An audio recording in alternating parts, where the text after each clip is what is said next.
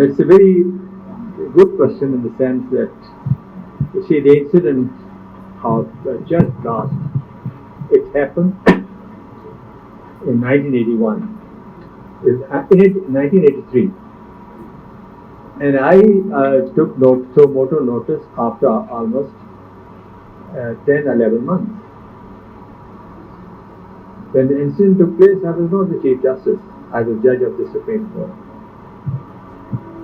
But I was very conscious of the plight of minorities since my childhood.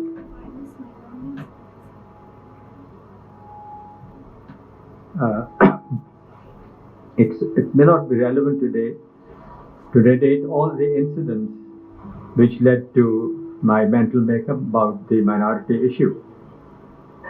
But when I became judge of the High Court, it was my dream that I should issue a judgment regarding this issue.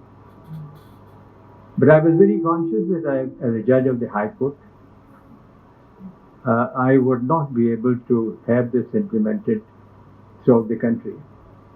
So I was waiting for an opportunity, and I got this opportunity over this incident. So my first reason was my own perceptions about how the minorities are being treated in the country. My second reason was, and that was more painful, that this country was created, if you take the founder seriously, to create a state where Hindus, Muslims, Christians can live as equal citizens. But what have we made of this state? Irrespective of what the kite said, our own prophet, peace be upon him, in his most famous speech said that all human beings are equal. I have quoted that in my judgment.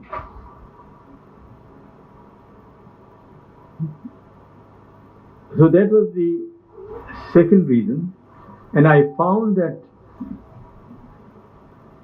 prejudices start right from the childhood. We inherit these prejudices from our family, from our home, from society. Why we have such prejudices? I think the basic reason is our flawed education. I was reading the other day, in Japan, for initial 4 years, there is no exam for kindergarten students. They are taught how to behave with other fellow human beings, how to behave with other citizens, and how to be a good human being.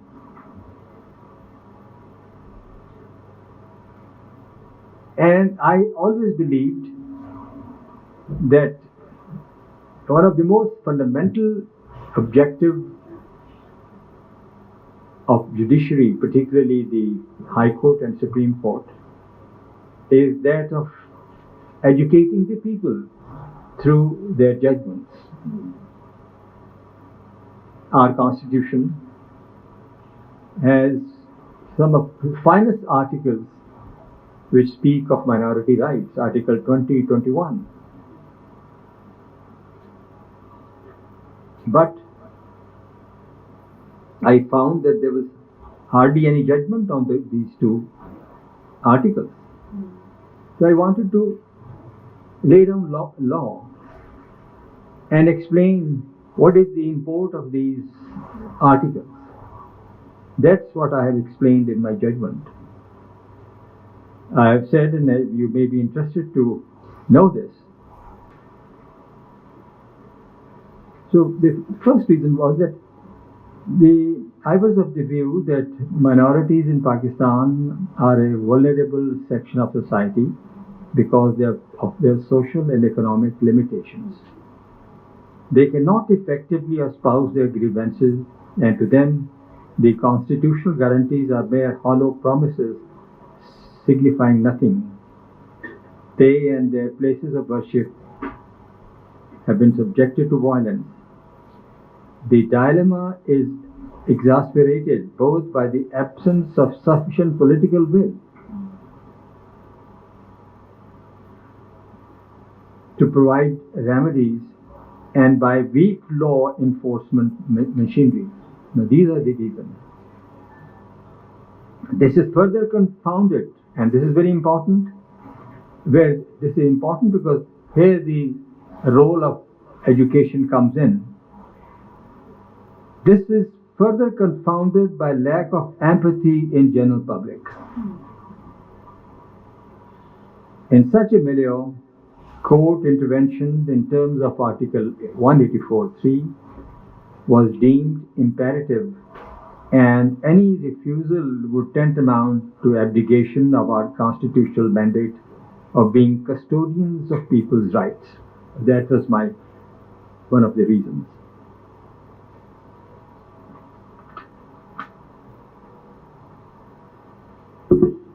Then I was of the view that courts traditionally have been viewed as conservative institutions which preserve status quo. This is general view of our law. But I have always believed that superior courts, and particularly the Supreme Court in a democracy, can be a catalyst for social change. Now it was one of these objectives. I wanted law to be a catalyst, to change society.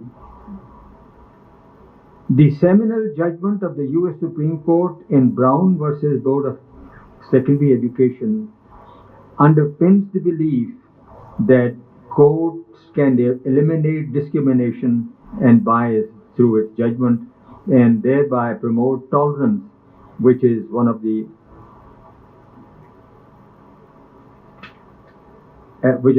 fundamental elements of democracy. Now, Brown versus Board of Education, how many students know that? So you have an idea what were the issues. And the Supreme Court of US had to send federal troops to implement that judgment and to ensure that blacks or the colored are admitted in colleges.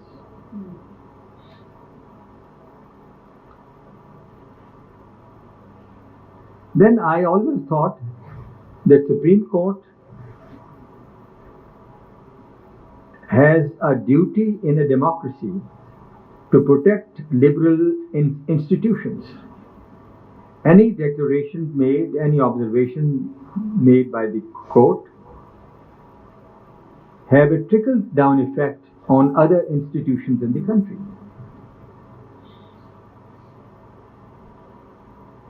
The reference made in the judgment to the resolution of apology passed by Parliament of British Columbia for discrimination and injustices meted out to the Chinese immigrants was also meant to demonstrate how parliaments can exert liberating influence in a society. Similarly, the directions for creation of a task force to promote religious tolerance, to provide for appropriate curricula in school and colleges, consistent with fundamental constitutional values, the elimination of hate speech on social media, the creation of a National Council for Minority Rights, and special force to protect places of worship of minorities were all geared toward promoting liberal institutions and a pluralistic society without which democracy remains dysfunctional.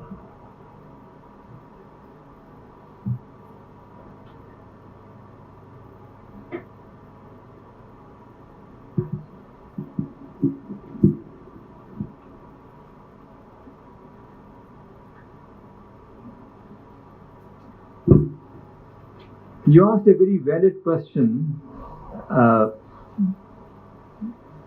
regarding as to why.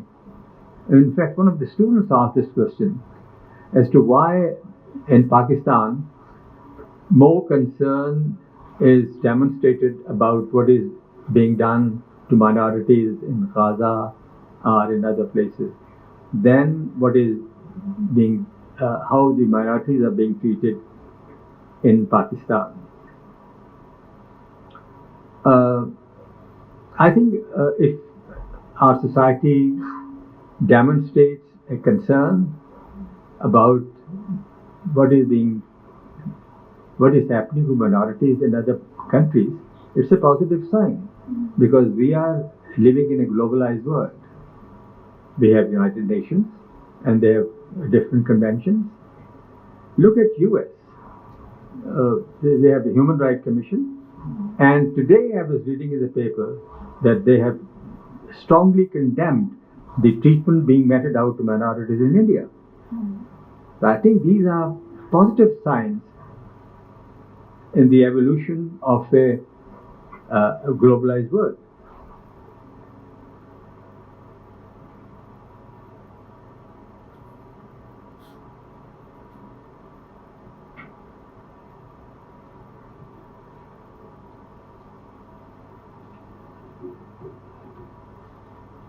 Now, in my judgment, I've also quoted my own poem, Justice for All, which was, in fact, when I authored this judgment, I was not Chief Justice of Pakistan, I was a judge of the Supreme Court. And it was liked so much by my colleagues in the Supreme Court that a full court meeting was held to declare that poem as anthem of the Supreme Court.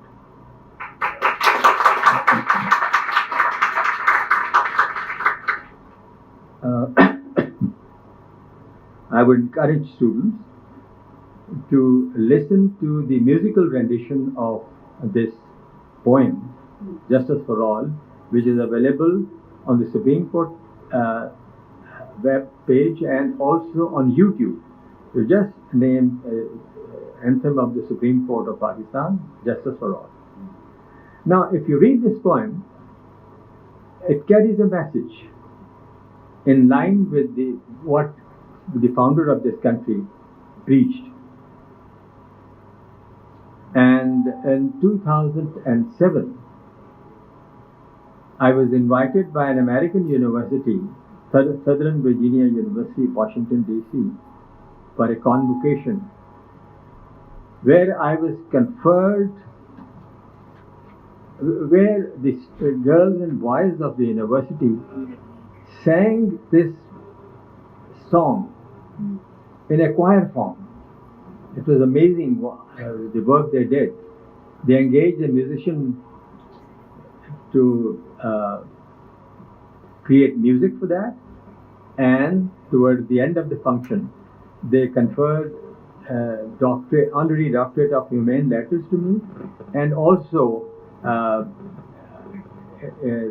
music of that choir in a frame. So I felt honored and pleased. So what I'm trying to convey is that this poem has a message, and anybody who has empathy for fellow human beings would like this. Now, as to why this judgment has not been implemented so far, I think it's basically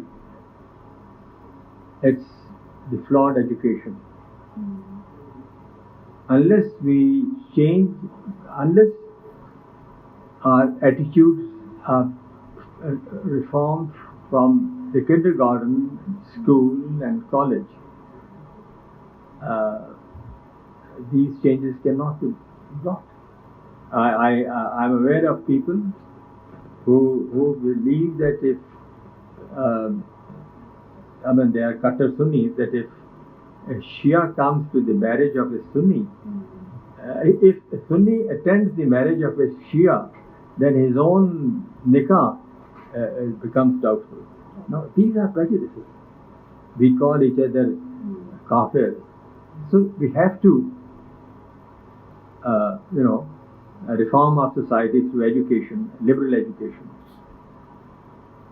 Now, these prejudices are not only specific to this country. The Christians had worst prejudices, if you see historically. The Northern and Southern Ireland, they had wars on sectarian grounds. Yes. And in 1665 or 85, the Bishop of London was tried on the charges of terrorism, and he was convicted and sentenced to death. And what was the charge?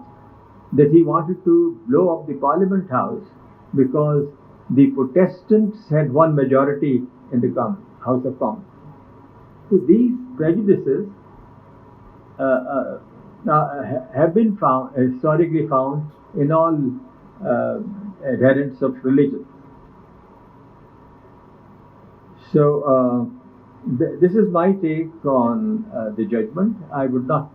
Then another thing I would like to share with you, the kind of prejudices we have. When I was hearing this case, I used to receive threatening letters. And I remember when I completed the judgment, I wanted to announce it in the church where the blast took place. I called the Chief Justice of KPK and I expressed my desire that I want to come and deliver this. Now, this was very unusual. He said, "Sir, give me a day." Next day he called me to say, "Sir, you have not been given security clearance." So this was the society we were living in. Those were the times when there was worst form of terrorism in the country. So we have moved forward, and we have still to move further. So it's an ongoing struggle, and countries have progressed because of this continuous struggle. The worst form of religious prejudice is found in UK, but through Renaissance they reformed themselves. Then there were prejudices in US. They are still in the process of reforming themselves. My message to you students would be to continue this struggle as you enter practical life, and consider what you have studied in law as a catalyst for changing society and changing social attitudes. Thank you.